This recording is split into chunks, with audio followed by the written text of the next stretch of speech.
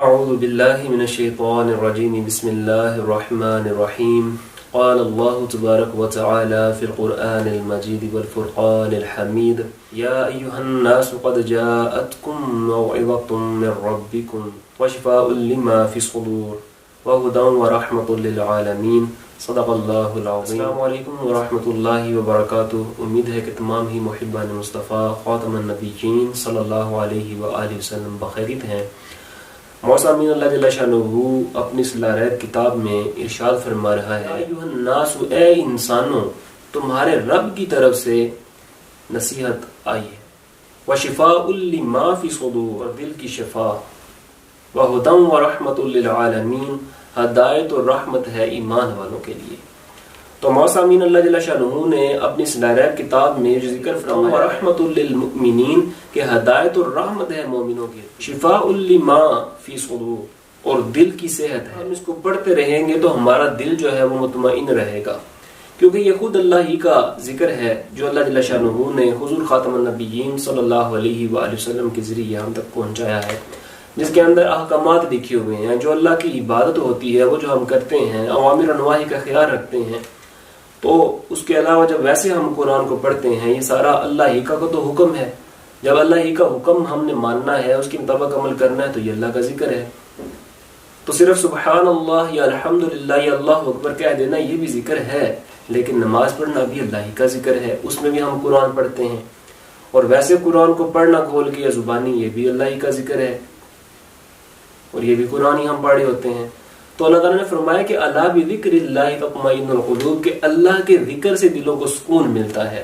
اب وہ دل جو بجھے ہوئے ہیں، دنیاوی مصروفیتوں میں غرق ہو چکے ہیں، اور ان کو اللہ جل شانہ کی قربت یا اللہ جل شانہ کے عذاب کا کوئی ڈر خوف نہیں ہے، قیامت میں ہمیں اللہ جل شانہ کی بارگاہ میں حاضر ہونا ہے، پیش ہونا ہے، اس کی فکر نہیں ہے، ایسے لوگوں کے لیے بھی حضور خاتم النبیین صلی اللہ علیہ وسلم ارشاد فرمایا ہے۔ ترمذی شریف کا حدیث مبارکہ ہے، یا صالحین میں بھی لکھی ہوئی ہے، عن ابن عباس رضی اللہ تعالی عنہ، حضرت ابن عباس رضی اللہ تعالی عنہ سے مروی ہے کہ ان رسول اللہ صلی اللہ علیہ وآلہ وسلم قال، کہ بے شک آپ صلی اللہ علیہ وآلہ وسلم نے ارشاد فرمایا، ان الذی لیس فی جوفہ شیء من القرآن کالبیت الخرب۔ حضور خاتم النبیین صلی اللہ علیہ وسلم نے ارشاد فرمایا کہ جس کے دل میں قرآن میں سے کچھ بھی نہیں ہے، وہ ایک ویران گھر کی طرح ہے۔ تو موسامین، دل کو اللہ جل شانہ نے صحت عطا فرمائی ہے، تو اپنے ذکر کے ساتھ اس قرآن کے ذریعے صحت عطا فرمائی، جو خود اللہ جل شانہ نے قرآن میں فرمایا کہ شفاء لما فی الصدور، کہ صحت ہے یہ دل کے لیے۔ تو دل کی صحت ہم قرآن کے ساتھ رکھتے ہیں۔ اگر ہمارے دلوں میں قرآن نہیں ہوگا، جس بندے نے قرآن کو پڑھا ہی نہیں ہے، سمجھا ہی نہیں ہے، وہ زبانی کیسے پڑھے گا، یہ دیکھ کے کیسے پڑھے گا جس نے اس کو سیکھنے کی کوشش ہی نہیں کی ہے۔ تو موسامین، یہ تو علم ہے فکریہ ہے ان لوگوں کے لیے جنہوں نے ابھی تک قرآن سیکھا نہیں ہے۔ وہ قرآن کو سیکھنے کی طرف آئیں تاکہ قرآن سیکھ کر پھر اس کے بعد اس کے اوپر غور و فکر کریں، اللہ جل شانہ نے جو احکامات نازل فرمائے ہیں ان کے اوپر عمل کر کے اپنی آخرت کو سنوار سکیں۔ اور اللہ جل شانہ نے جو یہ ارشاد فرما دیا کہ شفاء لما فی صدور، کہ صحت ہے دل کے لیے، اور ہدی و رحمت للعالمین، ہدایت بھی ہے اور رحمت بھی ہے مومنوں کے لیے۔ اب ایمان والوں ہی تو اللہ جل شانہ مخاطب ہے، اور وہی ایمان والے ہوتے ہیں کہ الذین آتیناہم الکتاب یتلونہ حق تلاوتہ، کہ ہم نے جن کو کتاب عطا فرمائی ہے وہ اس کی اس طرح تلاوت کرتے ہیں، تلاوت کرنے کا حق ہے۔ تو ان لوگوں کے دل جو ہے وہ ویران نہیں رہتے ہیں، بلکہ یہ جو نور مبین، جو کھلی نور والی کتاب اللہ جل شانہ نے عطا فرمائی حضور خاتم النبیین صلی اللہ علیہ وسلم کو، ان میں سے جو ایمان والے ہیں اس کو یاد کرتے ہیں، اس میں سے نور کا حصہ اپنے دلوں میں محفوظ کرتے ہیں، اور جنہوں نے نہیں محفوظ کیا ہوا ان کی مثال اللہ جل شانہ کے نبی نے ارشاد فرمائی کہ ویران گھروں کی طرح ہے۔ اور اسی طرح وہ گھر جس میں قرآن نہیں پڑھا جاتا ہے، یعنی کہ اس کی تلاوت نہیں کی جاتی ہے، اس کو پڑھا نہیں جاتا ہے، اس کی مثال حضور خاتم النبیین صلی اللہ علیہ وسلم نے یوں ارشاد فرمائی ہے۔ یہ بھی ترمذی شریف کے حدیث مبارکہ ہے، جو صالحین میں بھی لکھی ہوئی ہے، مسلم شریف میں موجود ہے۔ عن ابی ہریرہ رضی اللہ تعالی عنہ، حضرت ابو ہریرہ رضی اللہ تعالی عنہ سے مروی ہے کہ ان رسول اللہ صلی اللہ علیہ وسلم، کہ بے شک رسول اللہ صلی اللہ علیہ وآلہ وسلم نے ارشاد فرمایا ہے، لا تجعلوا بیوتکم مقابر، اپنے گھروں کو قبرستان نہ بناؤ۔ اب قبرستان میں تو مردہ ہی رہتا ہے، جو زندہ نہ ہو، یعنی کہ دل کو مردہ نہ بناؤ، اس کو زندہ کرو، اس کو نور سے منور کرو۔ اس کو صحت عطا کرو، اللہ جل شانہ کی عطا کردہ کتاب کو محفوظ کرو اس میں. ان الشیطان ینفر من البیت الذی تقرأ فی سورۃ البقرہ، شیطان اس گھر میں نہیں رہتا ہے جس میں سورہ بقرہ کی تلاوت کی جاتی ہے. تو اسی طرح مسلم شریف کے حدیث مبارکہ سورہ بقرہ کی فضیلت میں کہ جو جادوگر ہوتا ہے وہ سورہ بقرہ کو حصول نہیں کر سکتا ہے، حاصل نہیں کر سکتا ہے.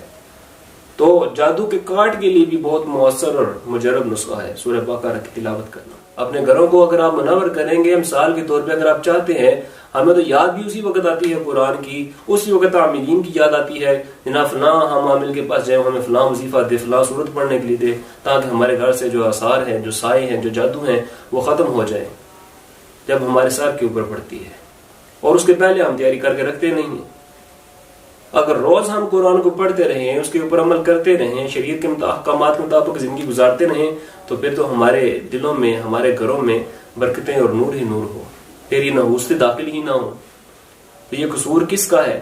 اگر سردی آنے والی ہو تو ہم سردی کا اہتمام کرتے ہیں، گرم کپڑے استعمال کرتے ہیں، کمرے کو گرم رکھنے کے لیے ہیٹرز کا استعمال کیا جاتا ہے. گرمی آتی ہے تو گرمی والے کپڑوں کا اہتمام کیا جاتا ہے، اے سی کا استعمال کیا جاتا ہے، کولرز کا استعمال کیا جاتا ہے، تاکہ ہم پہلے ہی اپنے آپ کو تیار رکھ سکیں کہ ہمیں گرمی یا سردی کا مقابلہ کرنا پڑ جائے، ہمیں ان سے محفوظ رہنا پڑ جائے تو ہمارے پاس وسائل موجود ہوں.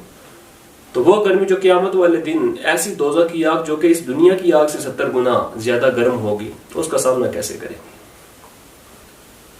تو موسامین، یہ دنیا دارالعمل ہے، جو کچھ ہم یہاں پہ بوئیں گے وہی جا کے کل قیامت والے دن کاٹیں گے.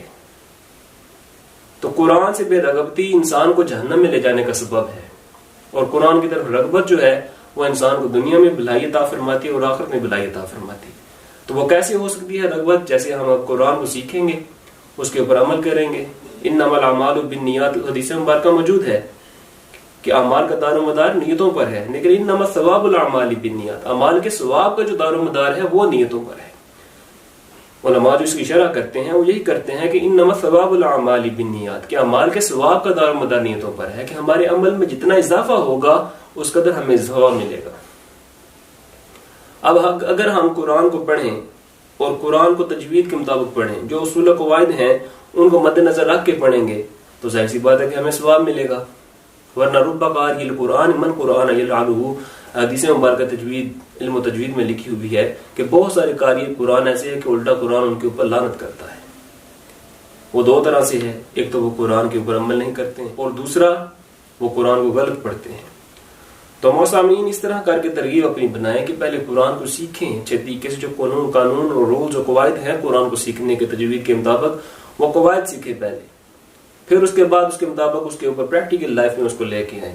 اپنے نمازوں میں ایسا قرآن شامل کریں جو قابل قبول ہو، قابل رد نہ ہو، اور پھر اس کا ترجمہ دیکھیں کہ اس کی تفسیر سمجھیں، علماء کے پاس جائیں، فقہاء کے پاس جائیں، ان کو سمجھیں، ان کے مسائل کیا ہیں.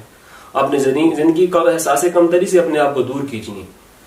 ہم دنیا کو سنوارنے کے لیے، دنیا کی آسائشیں حاصل کرنے کے لیے ہر طرح کی تنگ و دو کر رہے ہوتے ہیں، لیکن جو آخرت اصل مستقبل ہے انسان کا، اس سے ہم بالکل دور ہو چکے ہیں.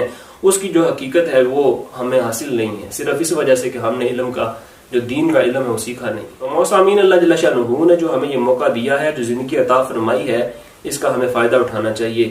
آج سے کم و بیش پہلے اگر 1,24,000 انبیاء علیہ السلام آئے ہیں تو اس کا مطلب یہ ہے کہ اتنی امتیں بھی آئی ہیں، لیکن وہ سب گزر چکی ہیں. آج میرا اور آپ کا وقت ہے، آج ہمارے پاس ٹائم ہے، آج ہمارے پاس وقت موجود ہے. اللہ جل شانہ نے ہمیں موقع دیا ہوا ہے، ہمیں اس کا فائدہ اٹھانا چاہیے.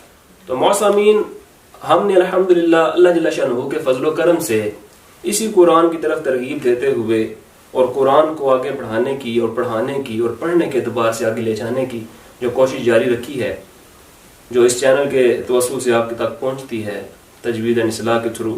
آپ سے بھی ریکویسٹ کروں گا کہ جو بار بار کرتا آ رہا ہوں کہ خود بھی سیکھیں اس چینل کے تھرو، اور باقی جو آپ کے عزیز و اقارب اور احباب ہیں جن کو آپ جانتے ہیں ان کو بھی، جن کو آپ نہیں جانتے ہیں ان کو بھی اس کی ترغیب دیجیے.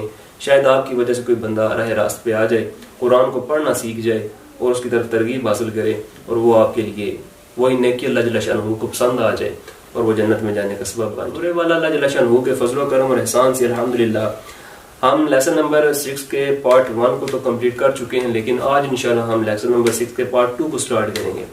اور اگر خلاصہ کلام کے طور پہ آپ سامنے لیسن نمبر 1 میں جو کچھ ہم نے پڑھا ہے وہ رکھوں تو اس میں ہم نے جو قواعد تھے لیسن نمبر 6 میں، جو کہ ساکن جو لیسن کا نام تھا، اس کے مطابق میں نے آپ کو مختلف قسم کے قواعد بتائے تھے، ان کا ذکر کیا تھا. اور ان قواعد میں یہ ذکر ہوا تھا کہ جو ساکن ہے، یہ جو شیپ آپ کے سامنے پھر ایک دفعہ پڑھی ہوئی ہے، دال کی طرح چھوٹی سی، اور سرکل میں بھی یہ ہو سکتی ہے لکھی، جو کہ ایک سائلنٹ کی علامت ہے، سکون کی علامت ہے، ٹھیک ہے، رکے رہنے کی علامت ہے، یعنی کہ اس میں حرکت نہیں ہوتی ہے. اور ایسی حرکت، ایسا سائن اگر کسی بھی لیٹر کے اوپر آ جاتا ہے تو وہ لیٹر جو ہے وہ ہمیشہ اپنے سے پچھلے لیٹر کے ساتھ مل کے پڑھا جاتا ہے، اکیلا نہیں پڑھا جاتا ہے. اور حروف قلقلہ کی ہم نے بات کی تھی، قاف تا با جیم اور دال کی، یعنی کہ قطب و جتن جو ان کا مجموعہ تھا، اور اس میں ہم نے قلقلہ کرنا تھا، یعنی کہ جب یہ سائلنٹ ان کے اوپر سائن پڑا ہو اور ان کے پیچھے کوئی متحرک حرف ہو، حرکت والا حرف موجود ہو، تو ہم نے آواز کو مخرج میں، جو ان کے نکلنے کی جگہ ہے، جو ان کا آرٹیکولیٹر ہے، اس میں جاری رکھنا ہوتا ہے. تو اس کے علاوہ آپ نے حمزہ کے بارے میں بات کی تھی کہ حمزہ اگر آ جائے تو حمزہ کے اوپر جزم پڑا ہوا ہو اور اس کے پیچھے متحرک لیٹر ہو، تو اس وقت ہم نے کیا کرنا ہے، اس میں جرک کرنا ہے، جھٹکا دے کے پڑھنا ہے. لیکن باقی لیٹرز جو ہیں ان میں ہم نے جرک نہیں کرنا ہے، ان میں جھٹکا نہیں کرنا ہے، بلکہ ان کو جنٹلی نارمل طریقے سے ان کو پڑھنا ہے. تو آج انشاءاللہ ہم وہی سارے قواعد جو ہم نے ذکر کیے تھے لیسن نمبر 6 کے پارٹ 1 میں، وہ آج کے لیسن میں ہم پریکٹیکلی لیسن میں ہم اس کو اپلائی کریں گے، کہ ہم تھیوری کے ساتھ ساتھ جو پریکٹیکل ہے ہمارا اس کو بھی سیکھ سکیں، اور اپنی جو روزمرہ زندگی میں ہم نماز وغیرہ پڑھتے ہیں یا قرآن پڑھتے ہیں اس میں بھی اس کو نافذ کریں، تاکہ ہمارا قرآن پڑھنا، اس کے پڑھنے کا جو حق ہے وہ اللہ جل شانہ وہ ہم سے ادا کروانے کی توفیق اور ہدایت مرحمت فرمائے. انشاءاللہ ہاف لیسن آپ کے سامنے آج پیش کیا جائے گا. ہاف لیٹرز آپ کے سامنے لکھے ہوئے ہیں، آپ بغور دیکھیں اور بغور سمجھیں. اب آپ کے سامنے حمزہ پڑا ہوا ہے سب سے پہلے، یعنی کہ الف کے اوپر ہم نے حرکت دے دی ہے، اور وہ الف جو ہے جب حرکت اس کے اوپر کوئی سائن آ جاتا ہے تو حمزہ میں ٹرن ہو جاتا ہے. اور اس کے بعد ہم اس میں بھی خاص طور پہ جو قریب 100 حروف ہیں جن کی آوازیں ملتی جلتی ہیں، ٹھیک ہے، ان کی شیپس کا فرق ہو سکتا ہے، لیکن باریک اور موٹائی کا فرق ہو سکتا ہے، ٹھیک ہے، لیکن آوازیں ملتی جلتی ہوں گی. ان کے ساتھ ہی آج انشاءاللہ ہم سیٹس بنائیں گے ان حروف کا، اور پھر ان کے اوپر ہم ان کو جو قواعد پڑھ چکے ہیں لیسن نمبر 6 کے پارٹ 1 میں، آج ان کے اوپر جاری کریں گے. تو پڑھتے ہیں. حمزہ تا زبر ات، حمزہ تا زیر ات، حمزہ تا پیش ات، ات ات ات. اب یہاں بھی یہ بات آپ نوٹ کریں کہ یہ جو تا 2 ڈاٹس والا تھا یہ قلقلہ والے حروف میں شامل نہیں تھا، اس لیے ہم نے اس میں آواز کو جاری نہیں رکھا بلکہ سٹاپ کیا ہے، روکا ہے، ات ات ات.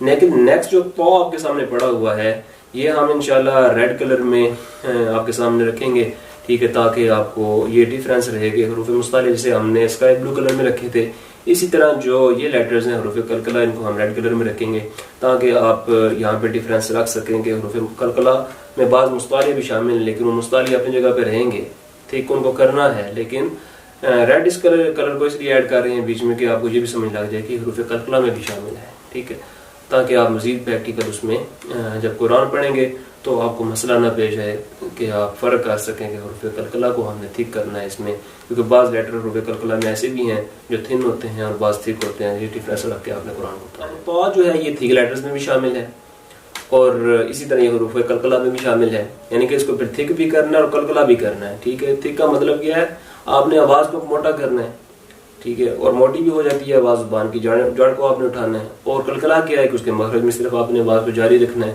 اور دونوں کام ایٹ اے ٹائم ممکن ہے. پڑھ کے دیکھیں. حمزہ پا زبر اپ، اپ ات، یہ تو تھن، اپ اپ، ٹھیک ہے جی. یہ ڈیفرنس ہے تا 2 ڈاٹس والے میں اور اس پا میں. اپ، حمزہ پا زیر ات، حمزہ پا پیش اپ، اپ اپ اپ. اب نیکسٹ دیکھیں آپ کے سامنے پڑا ہوا ہے حضور والا زا.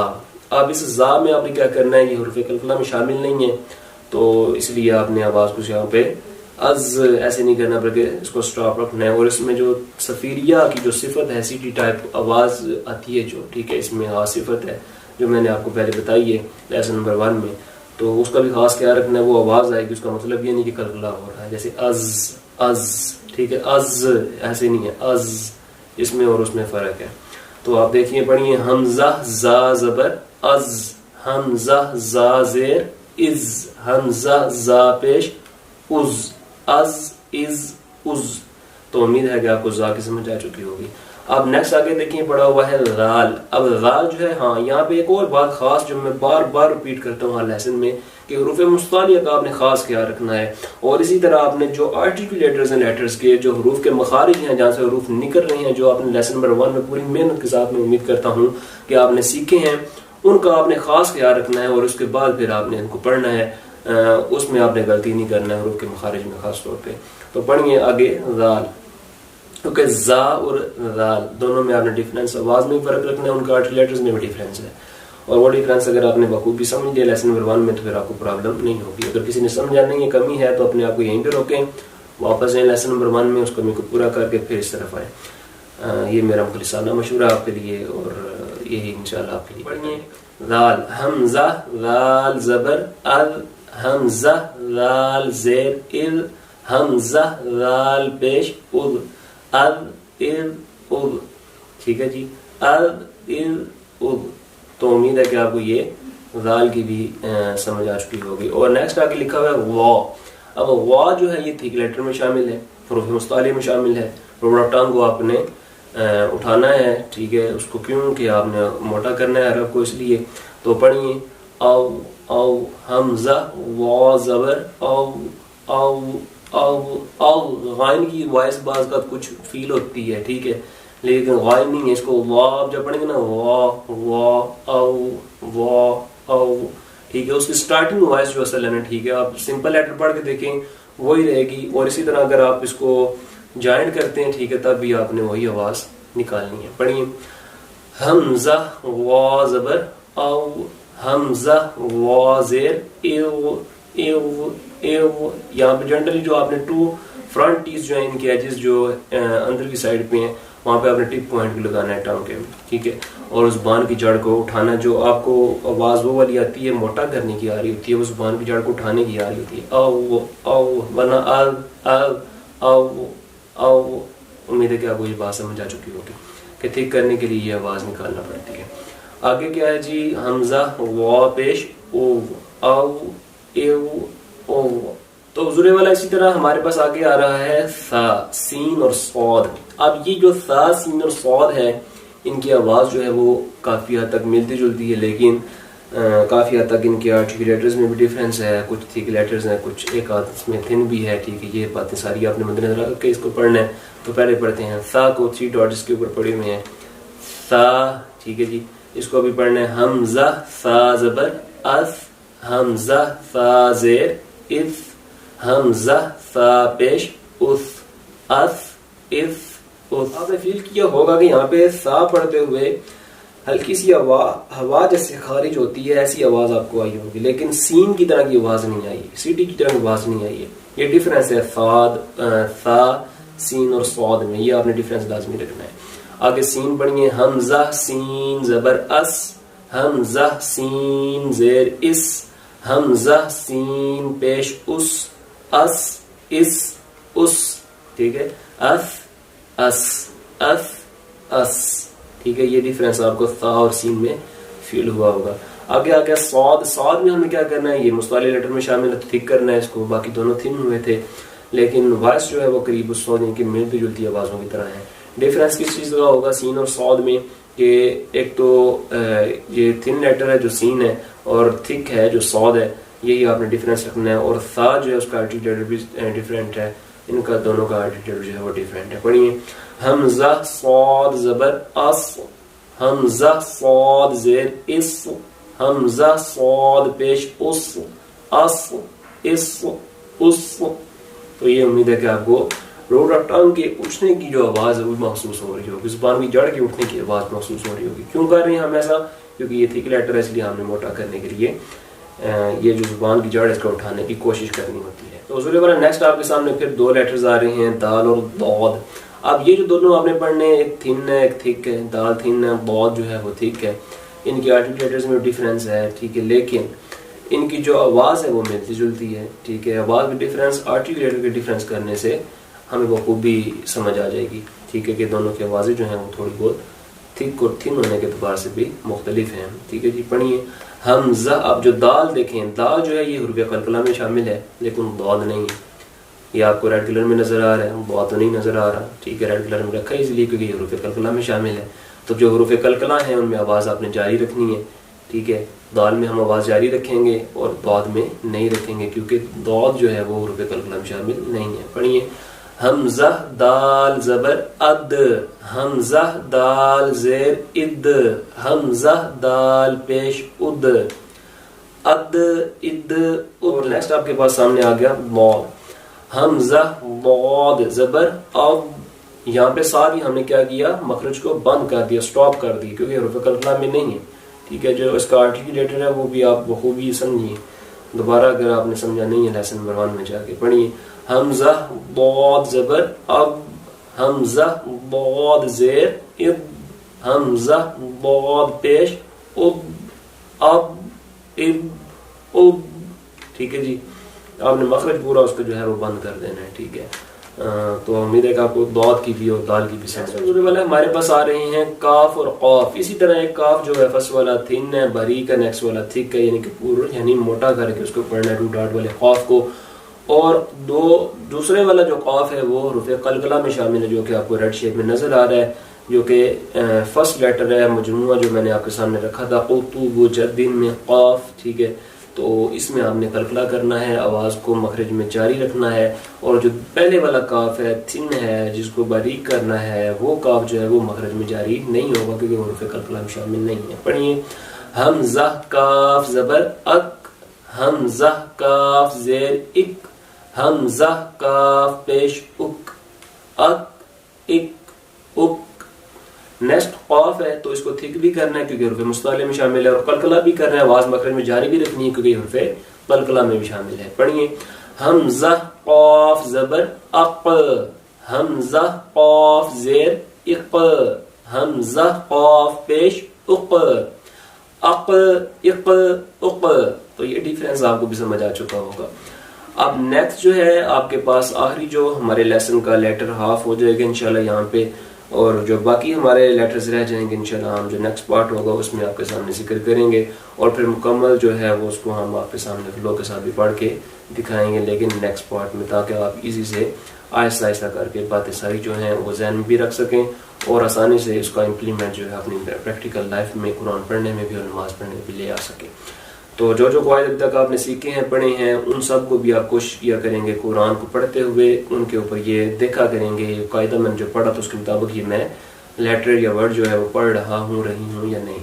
تو اگر نہیں پڑھ رہے تو دوبارہ پھر اس طرف آئیے، ٹھیک، اس کو سیکھیں، سیکھ کے اس کے بعد عمل کریں، ورنہ نیم حکیم خطرہ جان اور نیم دن خطرہ ایمان ہوتا ہے۔ اور اسی طرح جواب یہ ہے کہ ثواب کی خاطر ہم کام کر رہے ہوں لیکن اس کا علم نہ سیکھا ہو اور ناقص علم ہونے کی وجہ سے ہم اس کو ٹھیک شریعت مطابق نہ پڑھے ہوں تو وہ ہمارے لیے گناہ کا سبب بنتا ہے، ثواب کا سبب نہیں بنتا ہے۔ اس لیے آپ کے لیے لازم ہے کہ آپ قرآن پہلے سیکھیں اور اس کے بعد اس کو پڑھیں تاکہ وہ ثواب کا ثواب ہی رہے، گناہ نہ۔ تو حضور والا نیکسٹ آپ کے سامنے آ رہا ہے حمزہ ح زبر اح، اب ہا دونوں میں ڈیفرنس ہے۔ یہ ڈیفرنس تب آئے گا جب آپ نے پریکٹس کی ہوگی، وداؤٹ پریکٹس ہا جو ہے وہ بڑی مشکل سے نکلتا ہے، ٹھیک ہے، اللہ کرے آپ کو آسانی سے ہی نکلے۔ حمزہ ح زبر اح، حمزہ ح زیر اح، حمزہ ح پیش اح، اح اح اح۔ تو امید کرتا ہوں کہ آپ کو یہ جو ح تک میں نے آپ کو پڑھ کے بتایا ہے، سنایا ہے، یہ آپ کو بخوبی سمجھ آ چکا ہوگا، اور اس کو ابھی ہم ایک دفعہ فلو کے ساتھ بھی پڑھ لیتے ہیں جہاں تک ہم نے پڑھا ہے تاکہ ہمارے سپیل بھی ہو جائیں ساتھ اور فلو بھی ہو جائے ساتھ، آپ بھی پڑھا کریں تاکہ آپ کے لیے یہاں پہ میرے ساتھ پریکٹس ہو جائے ایک دفعہ، اور اسی کے اکارڈنگ آپ نے بعد میں اس کو پریکٹیکلی لائف میں جب آپ نے پڑھنا ہے نیکسٹ تو اس کے مطابق پڑھنا ہے، اور بعد میں اسی طرح آپ نے اس کی پریکٹس کرنی ہے۔ تو مسامعین پڑھتے ہیں ات ات ات اط اط اط، از از از ال ال ال او او او اث اث اث اس اس اس اس اس اس اد اد اد اب اب اب ات اک اک اق اق اق اہ اہ اہ اح اح اح۔ تو امید ہے کہ آپ کو یہ فلو کے ساتھ بھی سمجھ آ چکی ہو. کوشش کریں کہ آپ گھر میں بیٹھ کے وقت دیں، ٹائم دیں. جتنی پریکٹس کریں گے اتنا ہی آپ کا فائدہ ہے، اور اتنا ہی آپ زیادہ سیکھ سکیں گے اچھے طریقے سے، اور اس قرآن کو پڑھنے کا حق ادا کر سکیں گے. اور اللہ جل شانہ سے دعا ہے کہ اللہ جل شانہ ہمیں قرآن کا جو سیکھنے اور پڑھنے کا حق ہے، اور اس کے احکامات جو اللہ جل شانہ نے ہمیں دیے ہیں اس کے اوپر عمل کرنے کے، ان احکامات پہ عمل کرنے کا جو حق ہے وہ ادا کرنے کی ایسے توفیق عطا فرمائے جیسے خود اللہ جل شانہ چاہتا ہے، وہ کہ فضل و کرم اور احسان کے حقدار ہو جائیں اور جنت میں بآسانی جا سکیں، دنیا اور آخرت میں عافیت حاصل کر سکیں. آمین. وما علینا الا البلاغ المبین.